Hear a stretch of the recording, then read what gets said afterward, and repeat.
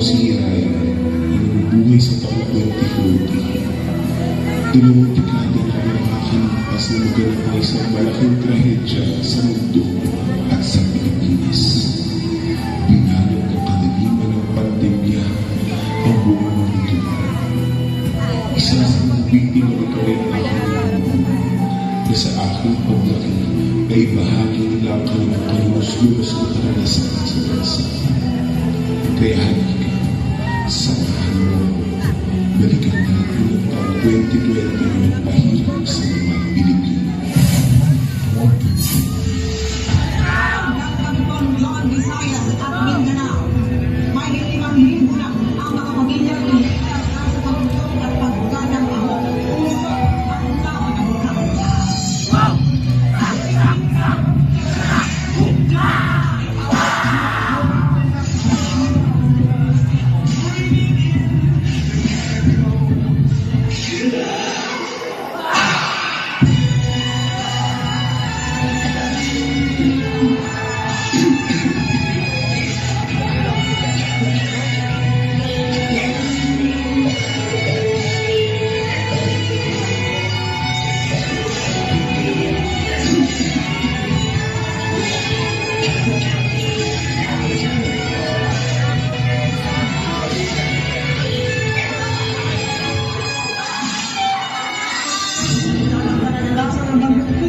Maging Ulysses,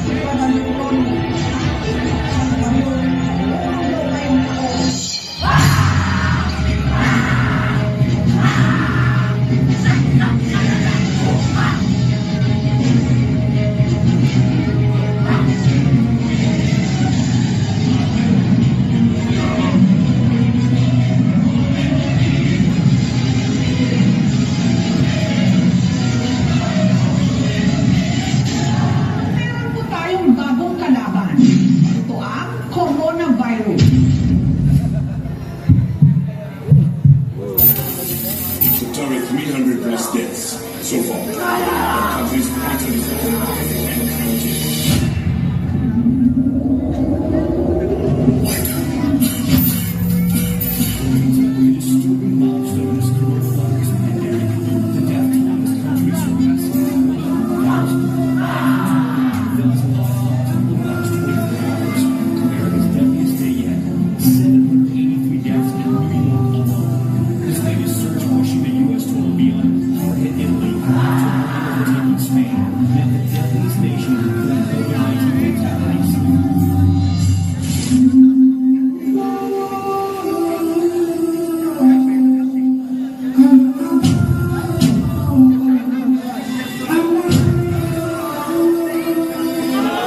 Sometimes I lay under the moon.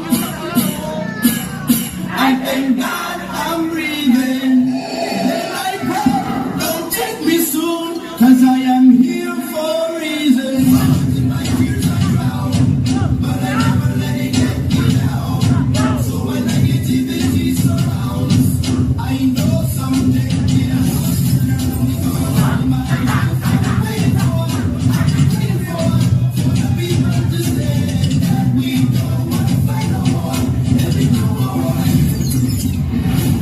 children will pray.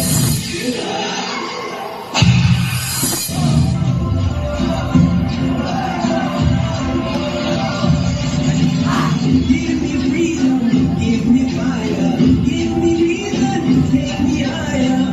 Be the champion, take the field and unify. Binago ng pandemya ang pamamaraan. Walang halakang klase, kundi online. Modular ang mga leksyon na bibigay sa radyo at telebisyon. Pasensya na po kayo. Hindi po ako makakapasok sa online class natin. Wala po kasi kaming internet sa bahay. Sa totoo lang, wala rin po kaming bahay. Nangungupahan lang po kami. Noong nag-lockdown po kasi, nawalan kami ng pambayad. Pero hindi po sila makaintindi. Wala rin po akong cellphone, ma'am. Ang meron lang po ako ay yung mga librong pinauwi niyo sa amin. Nasa anong painan na po kayo? Ma'am, sasagutan ko na lang po lahat para lang sigurado ako na hindi makuhuli, hindi na po magre-resist kasi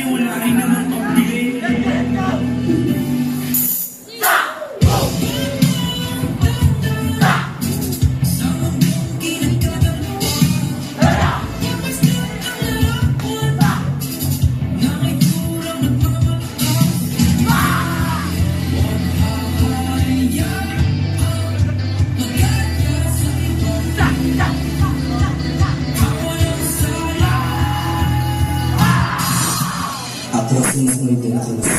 18 taong gulang. Hindi ko inawag. Dahil sa naging nakakasasas sa naging nakakasasas.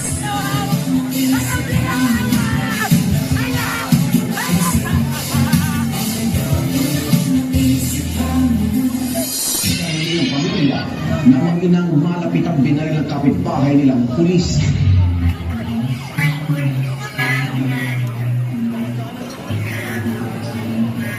Siyang pinatay ang walang nakakakita. Mayroon na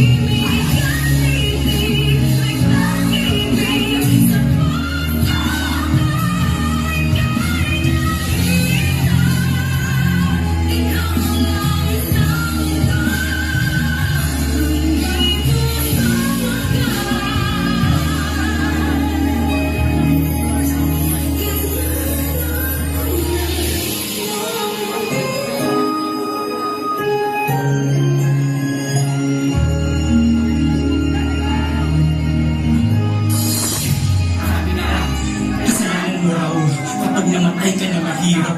Pero mas kasalanan siguro kapag kaya mo naman pero hindi mo pa rin piniling tumulong sa mga mahihirap. Mas mahirap mamatay ng dilat kaysa pipit. At sa'yo lumalaban hanggang ngayon. Salamat dahil hindi ka sumuko.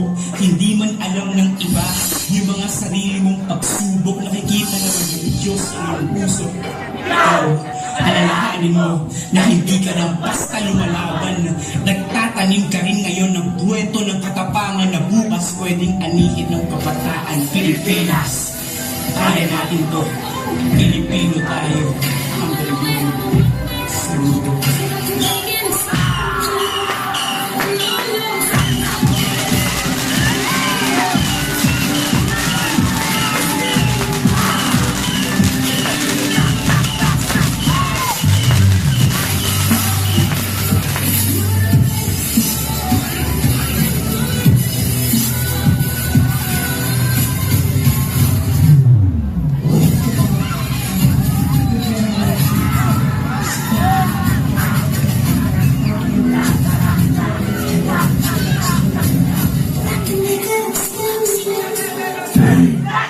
This is